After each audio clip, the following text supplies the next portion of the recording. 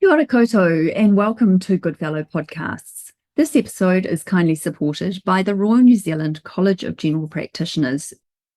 I'm Dr. Louise Kugler, and today I welcome to the podcast Dr. Amber Young and Dr. Esther Willing to discuss the importance of maternal vaccination. Amber is a pharmacist whose research interests include immunisation coverage in hapū, māmā and pepe, Maori health, health equity and quality use of medicines. Amber was awarded the HRC Career Development Award to investigate immunisation inequity in pregnancy at Kohatu, the Centre for Hauora Māori.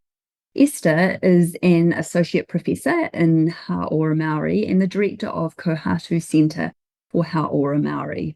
Her research interests include health policy and health systems research, and she is passionate about improving Māori health outcomes and addressing health inequities in Aotearoa. Kia ora to you both and welcome to the podcast. Kia ora. Thank you for having us. Pregnancy marks a critical time for the baby's first immunisation. So today we're discussing maternal vaccination. Why is maternal vaccination so important, Amber? Well, maternal vaccination helps protect pepe or babies from serious disease when they're vulnerable to infection and too young to be immunised themselves. And this is particularly important for pertussis or whooping cough, which is very serious. In 2023, 20 pepe under 5 months old were hospitalised with pertussis, and 3 of these infants died. And in the epidemic in 2018, 4 pepe died. Also, for those who survive, there's a risk of permanent brain damage, particularly for those who get sick enough to need intensive care. And we also know that there are inequities in those who are not receiving protection, with Māori or Pacific pepe less likely to have the maternal immunisation to protect them. And they're also more likely to be hospitalised from infection. So there is an urgent need to help correct this as well. Also, maternal vaccination might help reduce the risk that māmā will catch pertussis and pass it on to her baby at delivery or during their first year of life. And this is important because babies are due their pertussis vaccine at 6 weeks, 3 months and 5 months of age. And it really isn't until the third vaccine at 5 months that they can develop the best protection. And influenza vaccination is also recommended in every pregnancy. And this is to protect hapū māmā or pregnant person and their pepe because of the physiological changes that happen in pregnancy. These changes make māmā more susceptible to severe influenza infection and more likely to get pneumonia, need hospitalisation and possibly end up in ICU than those who are not pregnant. There's also a risk to the unborn baby because we know that babies whose mother are infected with influenza are more likely to be born premature or have low birth weight or become stressed in labour and might need delivery by caesarean section. And in the worst cases, there might be an increased risk of maternal, fetal or neonatal death. And like pertussis, if a young infant gets infected with influenza themselves, they can develop complications and need hospitalizations too. And the immunisation handbook itself has some real sobering information that globally about 1/4 of influenza-associated hospital admissions and over 1/3 of in-hospital deaths are in infants under 6 months. So influenza vaccination is really needed to protect before and after birth. And on top of this, we also know that with pandemics such as swine flu in 2009 and more recently with COVID-19, that pregnant people suffer from severe disease and have a higher risk of morbidity and mortality than people who are not pregnant. For COVID-19 in particular, we know that pregnant people who were previously healthy are up to 4 times more likely to be admitted to an intensive care unit and to need help with breathing than those who are not pregnant.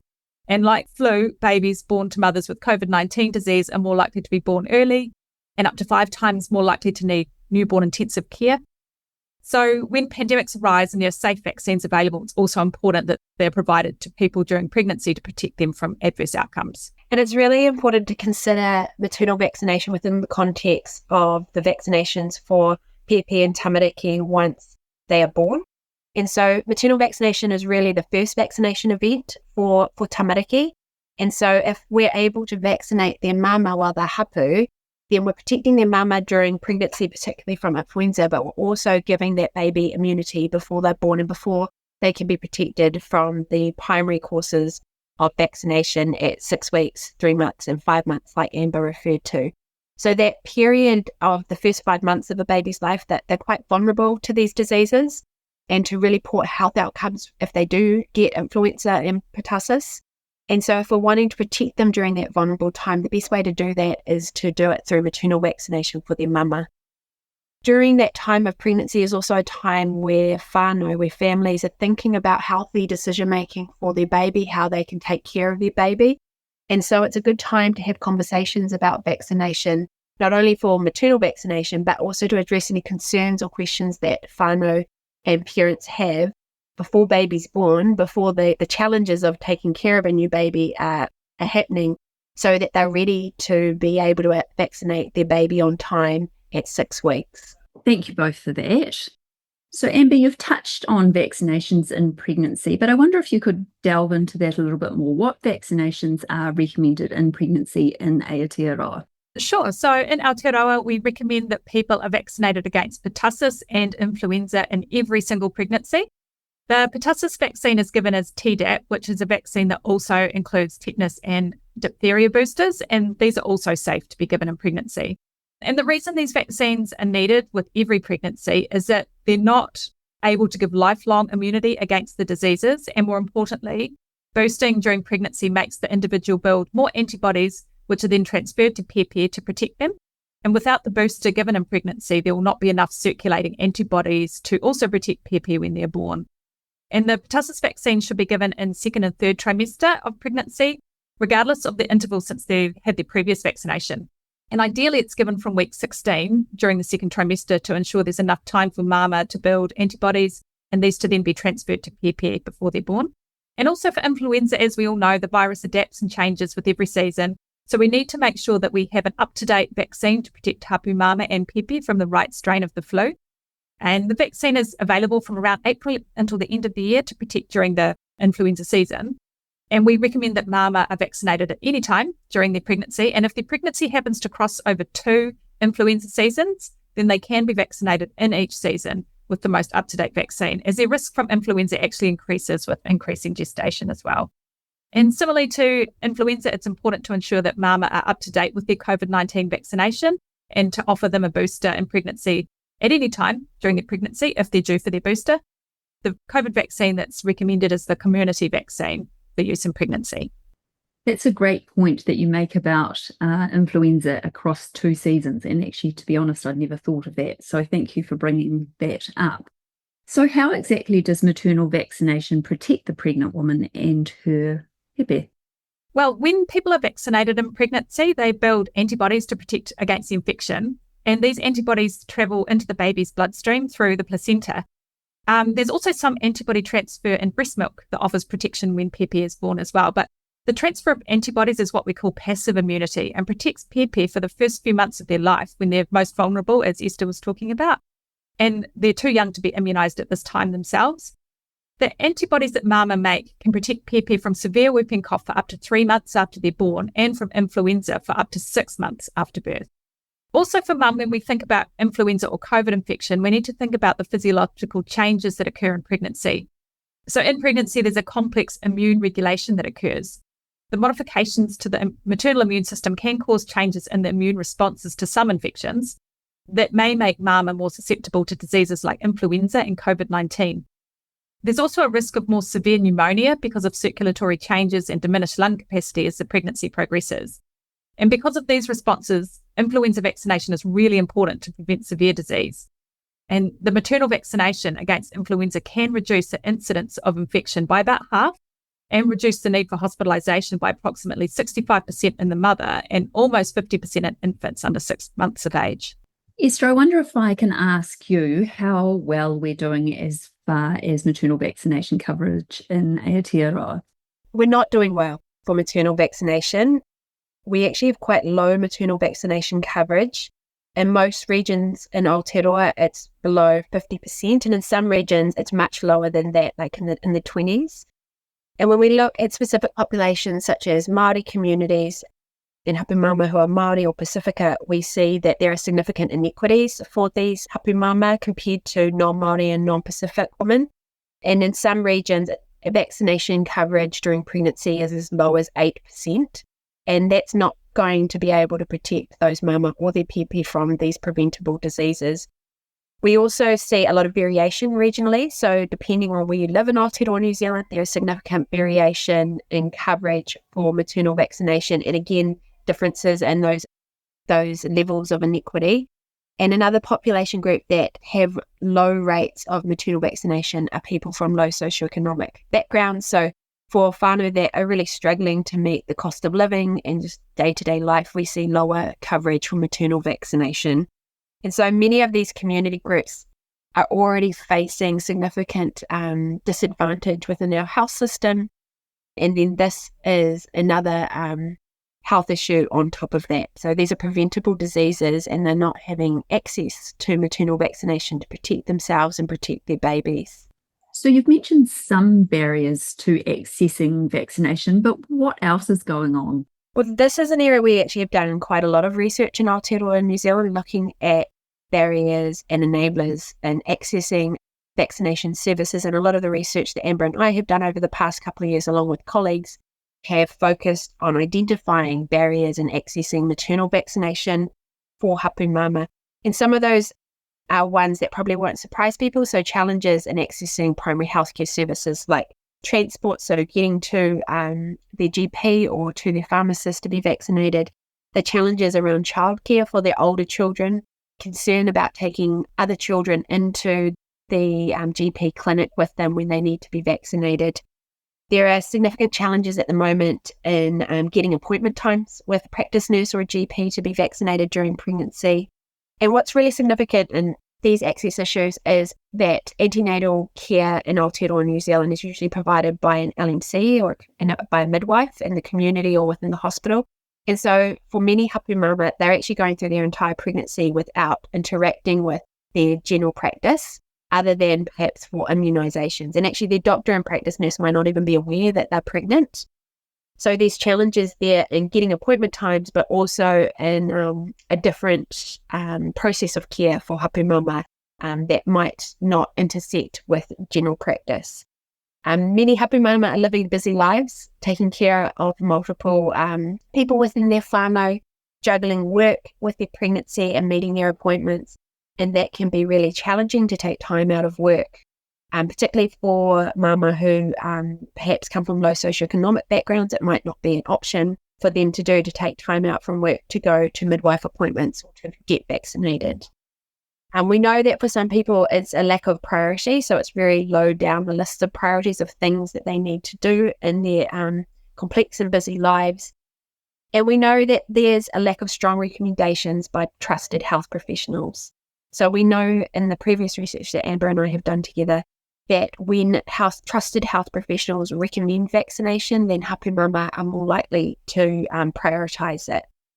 We've spoken a bit about maternal vaccination within the context of childhood immunisations as a PP's first immunisation, and being able to provide information about maternal vaccination remains an ongoing issue, and being able to address questions that they might have around vaccination for themselves and their PP during pregnancy, but also maybe addressing some of those concerns before baby's born, before they have their first immunisations at 6 weeks.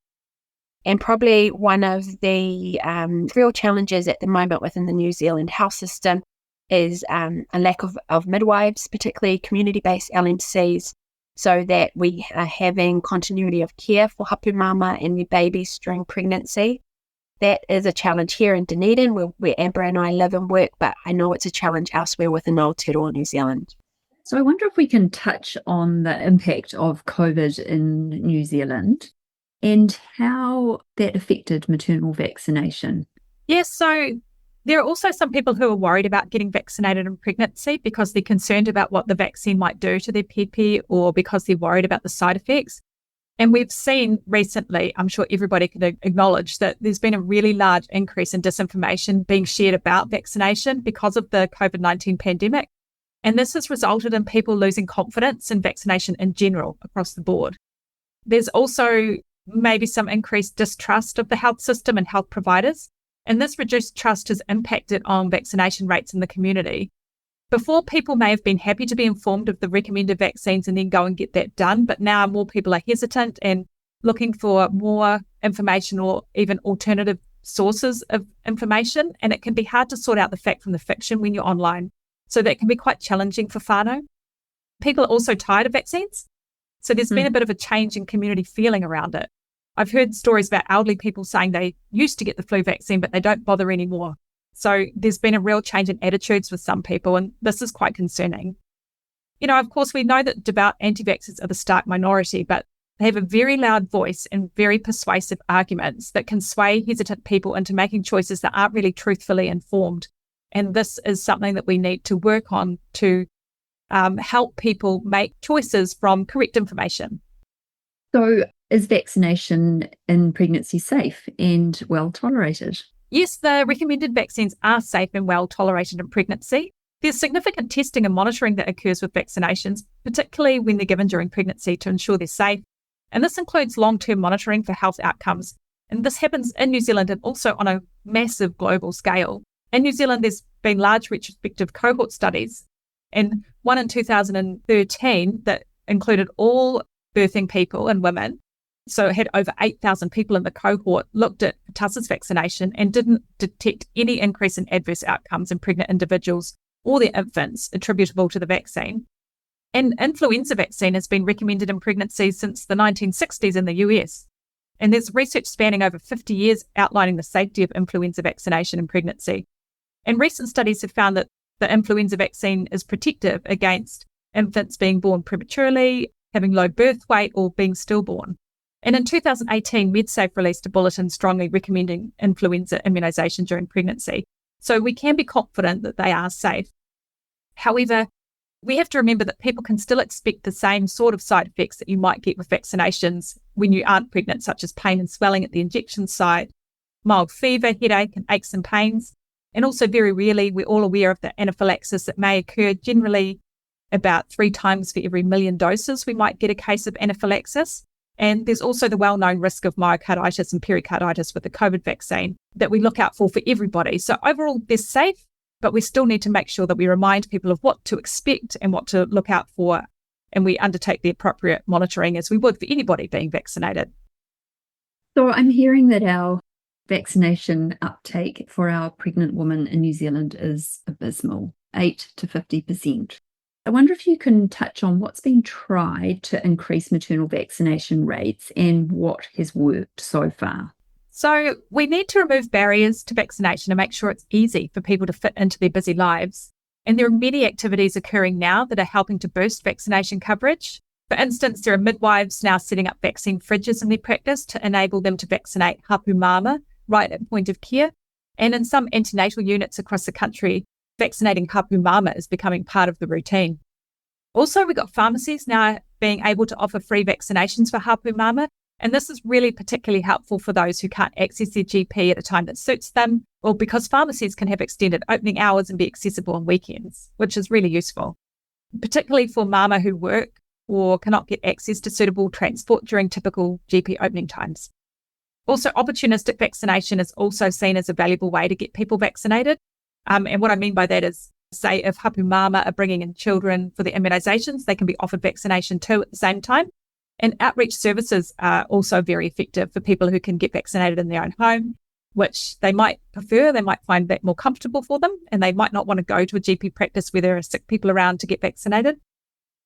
Again, I know of outreach childhood programs that are also able to opportunistically vaccinate hapū māmā while they're at the house, which is great. Outreach works well because they can be highly trusted in the communities. And also similarly, setting up vaccine clinics in community spaces like marae helps, particularly in rural areas where access is a really, it can be quite a large barrier for people. And there were many other new ideas popping up with the COVID pandemic, like vaccination events, which worked well, but these have really fallen off, I think. But one really valuable tool sometimes used is vaccination hui in communities, where people can get together with knowledgeable people about vaccination and talk and have Q&A sessions. And this is really valued by people and can help those who want to know more information but don't know how to go about getting it or might be a bit shy to ask questions themselves. And also another really important thing to note is that every health contact should bring up vaccination in pregnancy. It shouldn't just be the job of, say, a midwife who's in contact with the patient or the pregnant person.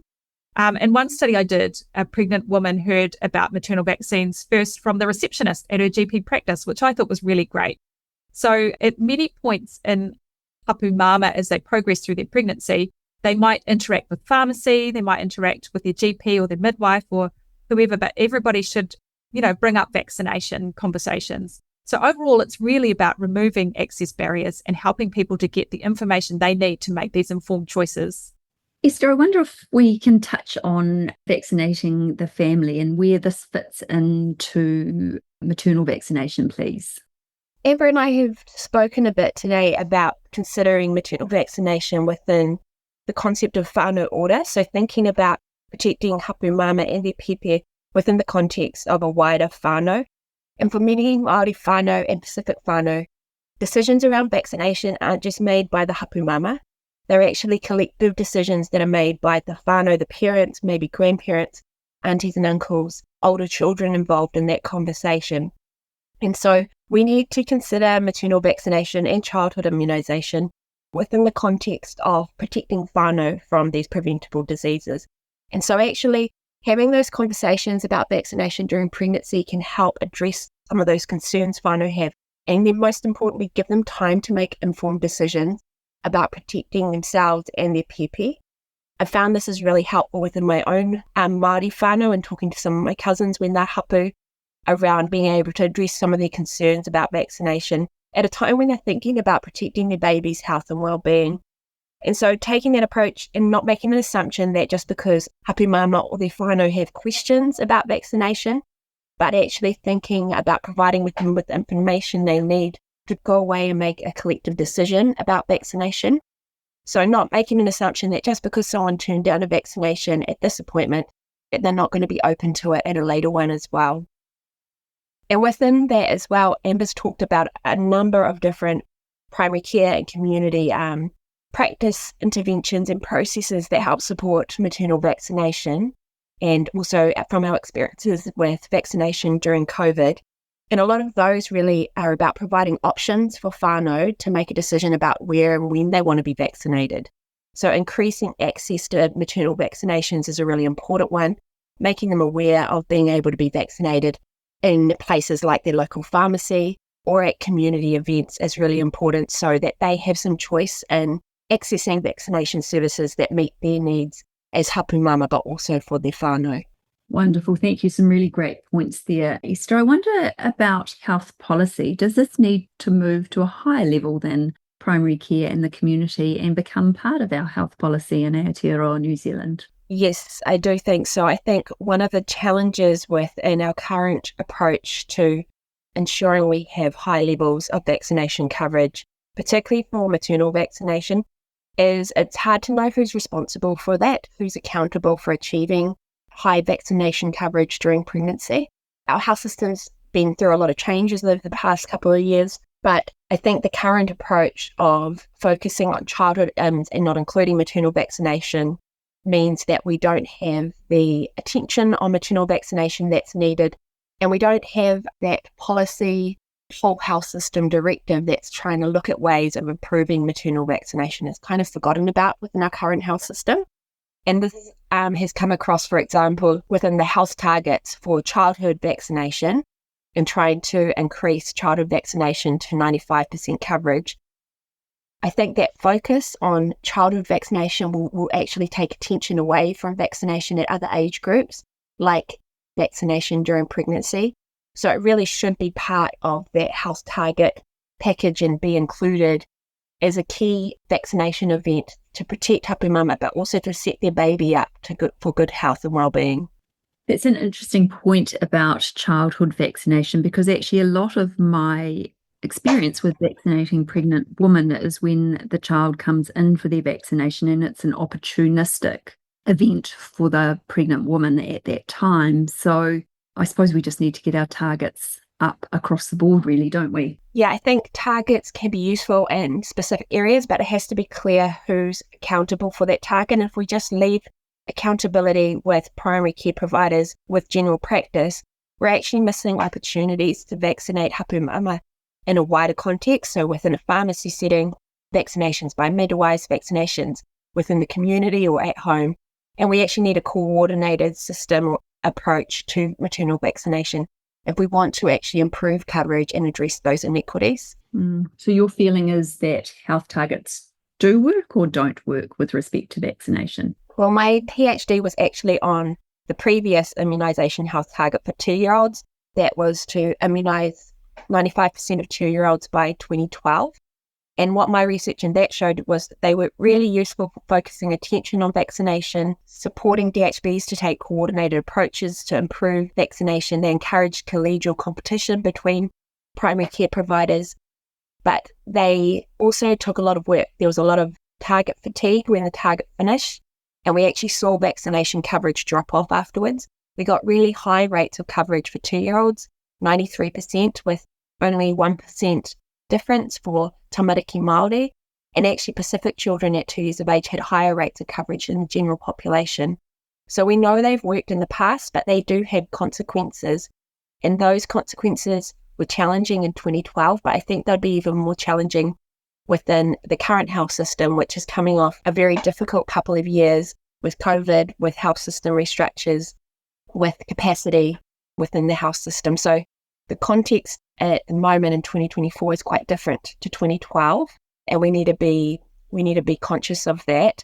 Where I get concerned with our current health targets is I'm not sure who's accountable for it, and I don't know if that will actually support primary care providers to increase maternal vaccination coverage or vaccination coverage for tamariki, particularly in those population groups that are currently facing access issues to vaccination. So Māori, Pacifica whānau, and also low socioeconomic status whānau. Well, thank you both for your time today. I wanted to conclude our podcast, please, some take-home messages for our listeners. Our take-home messages are that maternal vaccination is safe. It's really effective at protecting māmā when they're hapū and at protecting their baby once they're born.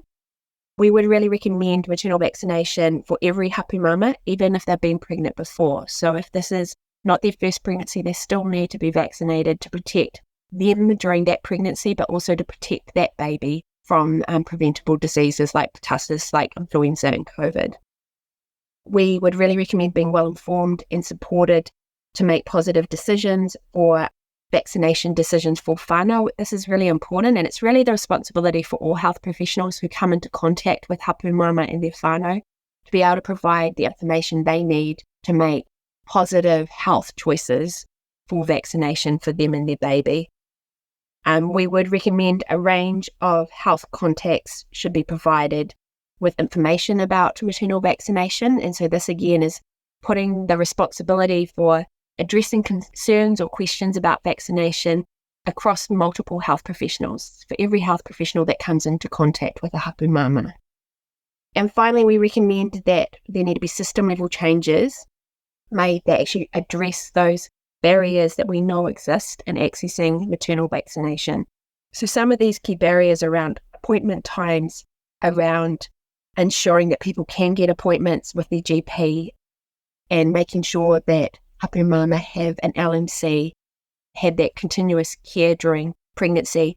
Those are really important system level changes that need to be addressed that will actually have consequences in improving access to maternal vaccination, improving our coverage rates for maternal vaccination. Well, thank you both for the thoughtful discussion today. If you're a New Zealand GP and would like to claim CPD points for listening to this podcast, our podcasts are eligible, so please log them. You'll also find a list of resources used in making this podcast at goodfellowunit.org. Thank you for joining us today.